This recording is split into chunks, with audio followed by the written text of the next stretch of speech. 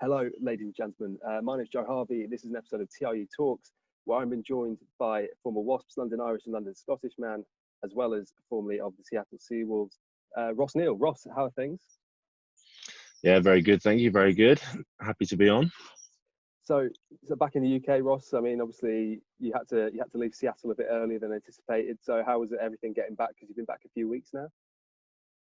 Yeah, I think I've been back maybe 11 weeks now. So it's yeah. I mean, if you take away the broken hand and the pandemic, it was a pretty good time out there. But yeah, it sort of came abruptly to a halt. I remember when we first went over and there were little murmurings of coronavirus, but no one really thought it was anything serious. And then 3 months in, I think because I broke my hand 2 weeks earlier.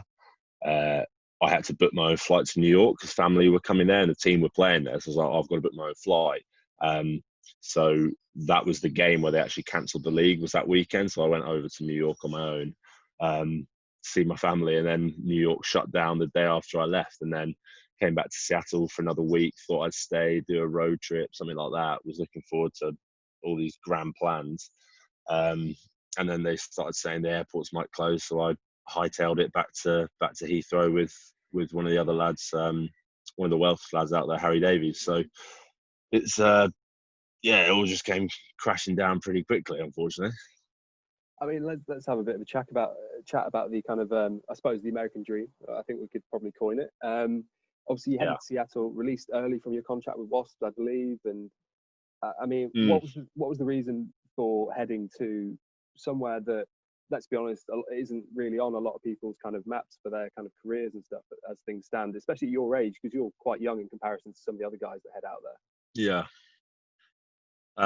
Yeah, well, I was at Wasps and I had the first season I went to Wasps, if I was being honest, mentally I was like, I went in and all the players, the back line, I think the first day I got there, we were doing speed drills and the back line was like, and the players are in it, they had like Marcus Watson, Christian Wade, Elliot Daly, uh, Joe Simpson, Joan de Jong, Gabby Lovabalavu, Rob Miller, all the Billy LaRue, and you had these absolute stars, and I was like, fucking hell, I'm not, sorry, but I was like, I'm not uh, at this level. I was like, how am I gonna blag this one? That whole sort of imposter syndrome. And then as the year went on, I didn't play at all. It was only me and one other guy called Ambrose Curtis, and we didn't play or weren't involved in the matchday squad for the first 8 weeks. And then some LV games came around, and I played quite well. I was in the centre. Then we had a few injuries on the wing, and they said, right, we like how you've gone. We're just going to chuck you in on the wing, see how it goes. It was against Bristol, and then I had a blinder, played really well, scored a couple of tries, was chuffing myself, couldn't really believe it was happening. Strung a few games together, then got an injury, and that injury sort of coincided with Marcus Watson coming back, and then I couldn't break back into the team for love nor money. And then at that point, while I was at Wasp, Leicester actually were really keen to sign me that year to leave Wasps, but I was still had another year on my contract at Wasps, but I was on piss all money, so Leicester were happy to buy it out and everything. But I actually had a little run in with Di Young in the corridor where he heard that I'd been chatting to him. I nearly pooed myself. I didn't know what to do. And they said, look, well, anyway, said, oh, doesn't matter what happens. You've got another year and you're not leaving. We want you. So I was kind of like, yeah, fair enough. But and they actually offered me another contract, was to renew it for 2 more years, so I'd still be there next year. But it wasn't. It was an okay deal, nothing great. So I just sort of thought I'll take my chances. And then this year that's just gone came around. They signed Malachi. He didn't get injured at all. Good young player, Sam Spink coming through. Joanne was fit the entire time. I just wasn't really getting a look in. All the wingers were playing well. Zach Kibarigi and all these guys coming up. Paolo Dogbu playing so well. And I honestly, I was looking at like, I can't see myself playing for the rest of this year or onwards unless I get a really good break. I played one pre-season game, didn't play well. Like if I was being honest, I didn't play well at all. And that kind of dragged me down for the rest of the year. And I just thought, I'd always love to go out and play in America. I said to my agent in the pre-season, because I'd been out to New York, look, just give it a little scan, see what the opportunities are out there. Nothing, just in case things don't go well this year. Sent my agent a message. at the beginning of a week in November, late November, saying, you know, can you have a look? And then 2 days later, he came back with a contract offer from Seattle, and I was like, bloody hell, here we go. He said, yeah, this is on a Wednesday, and he said, if you want it, you have to sign by Friday. So I had to call all my family, my girlfriend, see what everyone thought. And then if I was going to do it, the team were playing away in France on Friday, Wasps were. So I'd have had to speak to Di on Thursday. So I had to basically make a decision on Wednesday after I heard. And so I decided I wanted to do it. Went and spoke to Di, which was, again, it was a scary prospect, asking him to leave, because initially thought I wanted to go try and get off to Leicester again. And he said, when I said it was America, he was, to be fair, he was so good about it. He just said, look, I'd love you to stay, give us a good bit of depth, but I can't guarantee you any game time. So if it's what you want, I'll let you go. And so I played maybe one more A-League game, and then I was done for December, and off I went. So it was, hopefully that, I've spoken for quite a while there, but hopefully that gives you the picture of what I was, where my mindset was when I went out to Seattle. And when you first kind of went to Seattle, what was the general environment? I mean, was there anything you expected in particular? Maybe something that was dismissed, like a feeling about how rugby would be out there, or was it kind of what you were expecting from a new environment?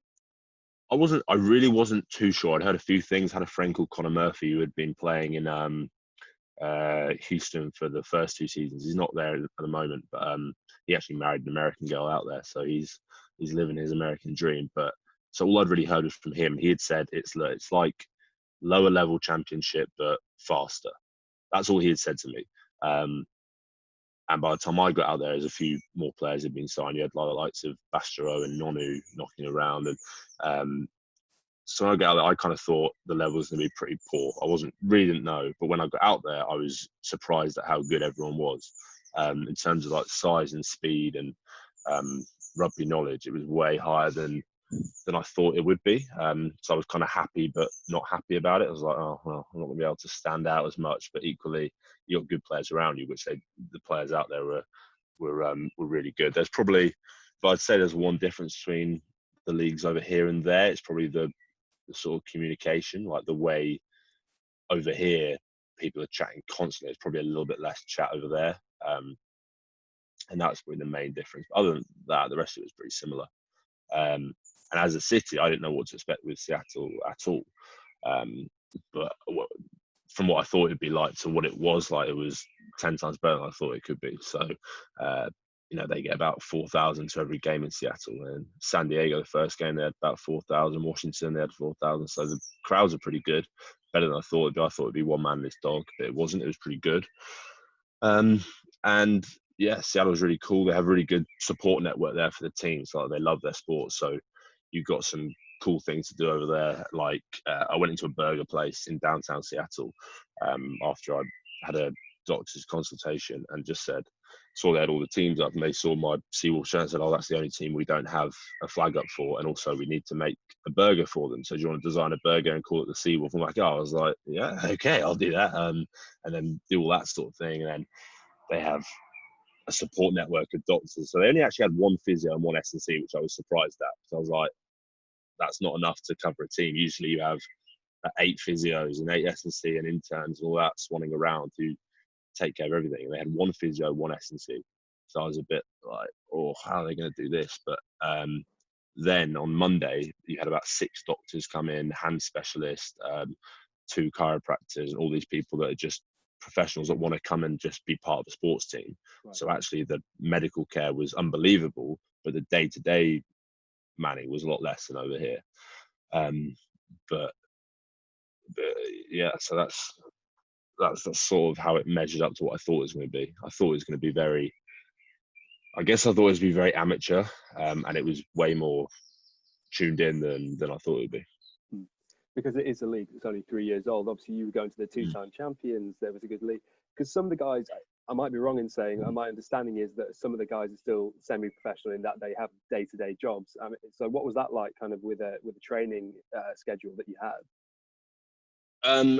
So I think with Seattle, it was about 85% were full time, They had a few guys, but they would come. The guys that were semi-pro would still come to every training session. They may miss the odd one, but they'd come to every training session. And then just they had an agreement with their work where they could just go in at 11, 12 o'clock. So they'd come for the rugby. They may miss the gym. That was it. But that wasn't for me. That was fine because I'd been at London Scottish when we had 30% of the team that would only come for the evening session. So if anything, it was more professional when I was there. So, but it's interesting because you do actually have you have your foreign players who have been in, Mitre 10 teams and played professionally in Australia and played professionally in the UK, and then you had some American guys who had only ever played, sort of amateur club stuff in the US. So it was a sort of amalgamation of two different skill sets, and credit to those guys that hadn't been in professional setups. So they were so very eager to like just take things on board as opposed to being, a bit ignorant of the guys coming in, because I know it must be a bit annoying having these foreign guys coming in who try and tell you what to do and everything, but they were really good to play with, and a lot of great guys in that team with no one really had any egos, they would probably say, apart from me. So but other than that, it was a great squad of guys. And obviously, unfortunately, you managed, what was it, one regular league fixture, and then you broke. Yeah, not even that. I I broke my hand. Yeah, I broke my hand about 20 minutes into the first league game. Played 2 pre-season games before that against the Tasman Mako and Victoria side. Played those 2 games. The first game, just caught my hand caught on a torso, and it just snapped. And I thought, a lot of times when you're playing, your wrist and your hand, you might do something to it, and you can usually shake it off. So I kept trying to do that till the end of the half. And it's like, this is just not getting better at all. So I went off at half time. We went to change rooms, and they looked at it, started clicking it, like, yeah, you've broken that in a couple of places. So that was pretty disappointing. And I've been really lucky up until that point. I've never had an op or a bad injury. So that was the first one I ever had to deal with, and I was just like, it's just awful timing, but such is life. And they got operated on 2 days later, and then I was about 2 weeks away from playing when they cancelled the league. So it was frustrating, but at the end of the day, it wouldn't have mattered too much anyway. I only would have got 4 more games if I hadn't got injured. But yeah, that's the way it goes sometimes. Yeah. And how was that for you personally? Because I know that your family obviously were over here in the UK, and obviously I believe your girlfriend, she was due to come out at some stage to see you. I mean, how was that for you, kind of being so far away from home with this injury that meant that you weren't really going to be playing rugby? Yeah, it was odd. Like I said, because I hadn't had an injury before, so I didn't really know mentally what it was like. And you see all the stories about guys getting long-term injuries that really suffer mentally. And I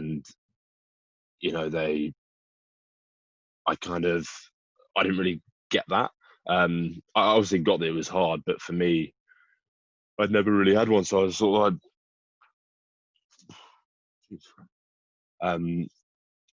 sorry, the family just came out. And I didn't have a girlfriend there, didn't have any of my best mates from home or anything like that. So I was kind of like, I spent 3 days just sort of in my room on painkillers, figuring it out. And then after that, I was fine, because like I say, you can have so much worse injuries. And mine was only ever going to be about 8 weeks. So I was just trying to do everything I could to make it faster. And somehow, so I was like, you just need to calm down. It will just get better when it's better. And yeah, it was just frustrating. I didn't get to recover in time. But yeah, my girlfriend was really good. I speak to her most days, but obviously with the time difference, they go to bed. We go to bed over here when it's 2 p.m. in the afternoon over there. So that was a little bit difficult, but she did actually manage to come out toward the end. So she came out to Seattle for 5 days, and then we flew to New York for 3 days, and then she flew home from there. So she did get a nice little trip out of it. And then when I got back, we were spent 11 weeks every day together. So we went from 3 months not seeing each other at all to 11 weeks of intensive seeing each other. So it wasn't what either of us expected, but yeah, that was a nice little surprise. Definitely so. obviously the Seattle deal, as I remember, it was one season. So what's the future hold for you? I mean, because obviously I know you have this absolute desire to play regular rugby. Mm. Yeah, it's an odd one because I think you do actually when you sign with MLR, you sign 3 years and you sign it with the league. Um, so I think technically I think you are allowed to pull out of it. You don't need to do it, but you do have a 3-year deal over there. And if say Seattle didn't want me, another one of the MLR clubs could pick up the contract, which is the way they do it. Because they're trying to centralize everything over there. So it's the same with the salaries. They pay your salary into MLR at the start of the year, and then the league pay you every 2 weeks throughout. So I would love to go back to Seattle, and they've made a few comments about wanting to have me back, and I've said I've expressed an interest as well. But you know what it's like with rugby, nothing's official until you sign a contract, and even then sometimes it's not. So I'd love to go back. Obviously, my agent's doing his job and looking around, giving you a nice few options. But I guess the next couple of months will sort of show what's what the landscape's going to look like. So yeah, I don't really know yet. I would love to go back to Seattle, but nothing's been signed yet. So we'll just have to wait and see. And obviously today, a lot of your former teammates at Wasps and London Irish as well, they've all gone back in. It's their first day back. It Yeah. must be like the first day back at school for a lot of them guys. I'm sure they're Yeah. missing each other. Yeah, I bet. I bet they've been bored rigid at home. And I've got a brother in London who's been stuck in a flat, and he's just getting absolute cabin fever. So I imagine a few of those lads up there will be feeling the same, and being able to go out and train with people as opposed to in a gym on your own in your basement would be a good feeling. So yeah, I'll be looking forward to watching a few of those games come back, and who knows, maybe they get a few injuries, they might need a board centre at some point, centre/wing/lock, but we'll see what happens. So obviously rugby, Super Rugby Atawara back at the weekend. Did you catch any of those games? Yeah, I watched was it Chiefs Highlanders? Yeah, I think Chiefs Highlanders. Watched a little bit of that on, I think was it Sunday morning? I can't remember which one it was. Yeah, I watched a little bit of that. So it's good to see a bit of live rugby again. It's felt so weird. The only sport that's been on has been like a little bit of golf. I think that's about it. And yeah, it's been a bit weird to see live sport. I've been watching loads of repeats of the CrossFit Games or test matches, cricket test matches from 5 years ago. So I'm getting very bored over here in Beaconsfield. But yeah, it's weird to see it back on. And obviously, we've had a quick chat about this kind of before we recorded. Football's back, and apparently your fantasy team has something to gain from football coming back. Yes, it does indeed. So yeah, when the league got put on hold, my fantasy position was pretty strong. In my friends group from home, I was sitting at number 1. And as we get back into it, I'm looking to build on that. Although I don't know if any fantasy players will be watching, but they've given everyone free transfers for the first week, which I don't like because it benefits the people that were struggling. But there we go, such is life. And then I'm still technically in the Wasps one as well, so I haven't left everything just yet, but there's some stuff to be gained there as well. And I was sitting around 3rd, I think, in that league. Who's good in the Wasps one? Who's got a strong side in the Wasps fantasy? I think number 1 was actually Si McIntyre. Oh. I think he was number 1 when it was either him. It might be one of the analysts as well. One of the analysts was pretty hot on it, and he was doing quite well. And then one of the physios, who doesn't like football at all, she was sitting in like 4th position for ages and didn't change the team from week 1, which was infuriating. So that I can't remember who else was there, but yeah, Si McIntyre I think was winning when it stopped. But I think a little bit fortuitous with a few results, and yeah, he got a bit lucky. Whereas I'd probably been playing the safest game and probably deserved to be number 1, but And you can't call it. Who do you support, Ross? Arsenal, yeah, long-suffering Arsenal fan, yeah. It's not the best team to support, as we don't really win anything, but we don't really lose either. So we just keep teetering on, same old way resting on our laurels in 2003. But it's it's. I think we're coming back up. We've got new manager, new players in, so it'll be good to see where we go now. So you're going to be watching a lot of it as well as the cricket, I suppose, when it comes back next month as well. Yeah, so I think the West Indies just landed, so that will be going. So my dad's head of coach development at ECB, so he I wasn't really into cricket as much before. He was playing when I was younger. Now he's got back into it. I've been on it for the last 2 years loads, so I'm really excited for that to start up again. I've missed watching cricket. I'm useless at playing it, but I miss watching it. And then I can't remember what you asked now. I just keep whispering on. What did you say? Just looking forward to live sport in general, really. Yeah, no, definitely looking forward to live sport. And then I've been enjoying gymming as well lately, because I think this is probably the longest off season I'll ever have. Because usually I think a lot of people think rugby players are always going to be quite big, Right. but what people forget is that when you're a rugby player, especially in season, in order to be like big and bodybuilder type, you have to train like 6 times a week, like hypertrophy and various things. When as a rugby player, you probably get 1 session a week where you can actually push on, because you're either sore training, don't feel like it, whatever it is. So you actually can't put on any real size or anything like that. So I've actually been enjoying this sort of time to try and get rid of my lanky frame and put on a bit of muscle. So that's been nice. And then when a bit of live sport comes back, I can go and play a bit of five-a-side and stuff like that. It'll be nice. If I do go back to Seattle, they don't start from November, so I've got a long bit of time to fill.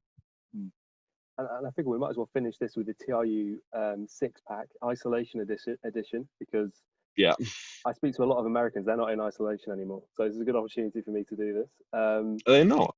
Not really. They're kind of no, like, they weren't reopening slightly, and everyone's doing different things. Like gyms, I've seen a lot of gyms have reopened over there. Oh really? Oh, Yeah. bloody hell. I didn't know that had happened. Yeah, it's a weird one, because it's different places are doing different things. So question number 1: what was the lockdown workout routine? The lockdown workout routine, I'm training 6 times a week at the moment, but I'm not doing any cardio whatsoever. So I'm just doing push pull lower break, push pull lower break. Yes, I'm trying to put on some size. That's about it. No cardio whatsoever. So maybe you will be a lock next season. Maybe I will be a log. I mean, it's not a fun life being a log. So yeah, I'll have to start doing some speed in a bit. But yeah, at the moment, just all size 6 times a week, which has been good. Oh, I mean, you might not be able to tell, Ross, but I was a lock myself. I mean, well, there we go. So you know about that life. It's not good quality of life being a lock. I played everywhere in the pack, I think, at some point. I've done a little bit of flanker twice when someone's been sin binned, and and everyone looks at me, but actually my forwards coaches always used to tell me that I was too soft to be a forward, but I have the right build, and that was about it. So yeah, never ever ever will I step into the pack. Go to home cooking / homemade meal. Oh, go to home cooking. I make a good jambalaya. Whacking a little bit of chorizo in there, but I've been doing some good Chinese chicken and broccoli type meals lately, and I make a very good brownie. So yeah, I was a very bad cook before lockdown. I definitely have improved since then. Good stuff. What's your lounging gear / slouch wear? Lounging gear / slouch wear. Oh yeah, I'm very much training gear, training shorts, and a t-shirt / vest, because it's been pretty good weather as well. So that's pretty much it. And then some sliders. I've got some Adidas white sliders, which I pretty much wear the entire time. Strong look. Yeah, what have you been doing to pass the time when you've not been in the gym? Has it been chill tunes? Has it been books, games, Netflix, Amazon Prime, etc.? So I thought I was going to watch an unbelievable amount of TV. I actually haven't watched much at all, but I think I've aged about 40 years in lockdown, because I've started bird watching and doing stuff in the garden, which is incredibly sad. But I've got even right now, there's 5 blue tits sat by there, and I keep looking over, and I'm just a very sad man now, and that's what I've got into. But we have got like this astroturf that got completely ruined down in the garden, so I turned that into a pickleball court, which is basically, pickleball is tennis for old people, but my mum and stepdad play it, so I made that for them and just started gardening and bird watching. So I've got very, very cool in this lockdown. Yes, Very cool. indeed. Takeout or beverage you are missing the most? It was until last week fish and chips. 'Cause obviously in America they have fish and chips, but it's terrible. It's awful. We have Smiles Fish and Chip Shop down the road, and I had it last week, and it was unbelievable. So that was the one I missed the most. And drink that I missed the most. I guess there aren't really many drinks that you can't really have at home that you could have had one out, but I guess going out for beers would be the main thing. Um, Went for a pub in a little village down the road, started doing these outside beers the other day, so I actually got to do that as well. So it was nice. I'll tell you what, in the south, everything's restarting. Where I live, everything's still in the dark ages. And then finally, activity you can't wait to get back to. Activity I can't wait to get back to. I guess yeah, obviously playing rugby. I guess it's to be fair, I probably haven't played rugby in about a year properly. Obviously, I played a couple of season games, but I haven't really strung a good amount of games since I had that breakout period at Wasps. So getting back to playing rugby, I definitely miss and want to get back to. Well, Ross, I mean, I think everyone at TRU and hopefully everyone that's got to this point in the video is hoping that you will be playing rugby again very soon. Thank you very much. It's all right. And all that's really left to say is thank you very much for joining us on TRU Talks.